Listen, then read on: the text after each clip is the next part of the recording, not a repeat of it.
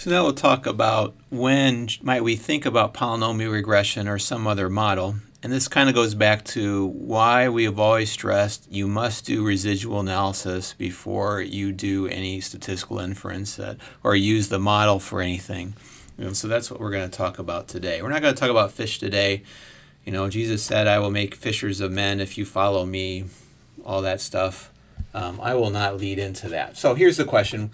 How does residual analysis help us? So the question is, when might we need something other than a linear model? And so we're going to look at the residuals may help. I'm not exactly sure what Jesus saw in those 12 disciples. And so Jesus probably did some residual analysis, but probably in the spiritual sense. And we're just only talking about residual analysis in a data sense. So I've cooked up some data. Actually, I copied this data from Penn State, and this is just some made-up data. And let's go ahead. We've got the x value and y value here. And if you take a look at it, it's looking pretty good. 295.5, negative 9.6. Look at the p-values. Hey, this is looking great. High r squared. Everything is kind of looking good. But we didn't look at the residual, didn't do the residual analysis. Let's go ahead and do that then. So we do regression, and we're going to fit the regression model, and I'm going to throw in some graphs here. I'm going to do the 4 and 1 plot to get the histogram, the residuals, the normal probability plot, the residuals versus fit, and the residuals versus order. Now let's take a look at what happens when we do that on this data. All right, notice there's this strong pattern for the probability plot. And if we look at the residuals, that does not look like a pattern that is random about 0. That looks like a very general pattern. The residual versus order doesn't make anything, but even the residuals here do not look normally distributed.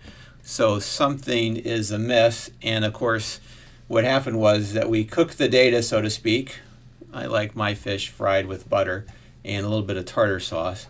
But we've cooked the data a little bit, so let's go ahead and do it again if we do the regression and fit the regression model. Remember, we talked about this, that you can change the model and make this a second degree equation and add this below, as long as I remember the next time when I do that, particularly when we're going to start doing partial F tests with this will become important. And if I do it this way, I can see then, hey, my cubic equation looks pretty good and the p-value works okay, and I get an r squared that's a little bit bigger of 99.8. I still get all the p-values. There's nothing for the p-value there. And so this is just an example of why you need to do the residual analysis. If the residuals are not normally distributed, if the residuals are not independent, that is, you can definitely see a pattern, or if the residuals are drifting, either narrowing or widening, all these may indicate that some other function may be involved, and at this point we're just looking at polynomials. So let that be a lesson to you, and I hope that you'll be a fisherman of men and women for Christ.